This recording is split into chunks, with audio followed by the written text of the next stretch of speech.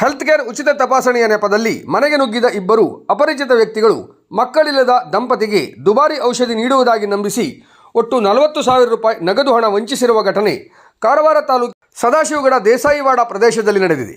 October 9, 2025ರಂದು ಬೆಳಗ್ಗೆ 8 ರಿಂದ 9 cholera ಅವಧಿಯಲ್ಲಿ ಇಬ್ಬರು ಆರೋಪಿಗಳು ತಾವು ಹೆಲ್ತ್ ಕೇರ್ ಸಿಬ್ಬಂದಿ ಎಂದು ಪರಿಚಯಿಸಿಕೊಂಡು ಮನೆಗೆ ಉಚಿತ ಆರೋಗ್ಯ ತಪಾಸಣೆ ಬಂದಿರುವುದಾಗಿ ತಿಳಿಸಿದ್ದಾರೆ.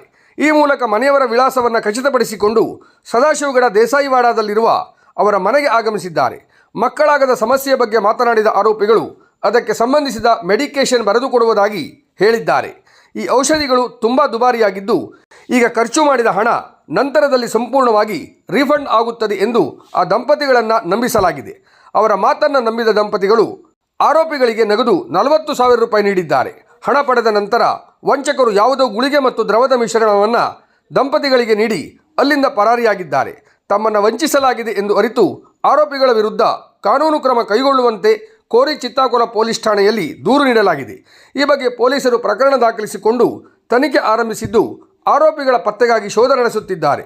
ಉಚಿತ ಆರೋಗ್ಯ ತಪಾಸಣೆ ಅಥವಾ ದುಬಾರಿ ಔಷಧಿ ರೀಫಂಡ್ ಆಮಿಷ ಒಡ್ಡುವವರ ಬಗ್ಗೆ ಸಾರ್ವಜನಿಕರು ಎಚ್ಚರಿಕೆಯಿಂದ ಇರುವಂತೆ ಪೊಲೀಸರು ಸೂಚನೆ ನೀಡಿದ್ದಾರೆ.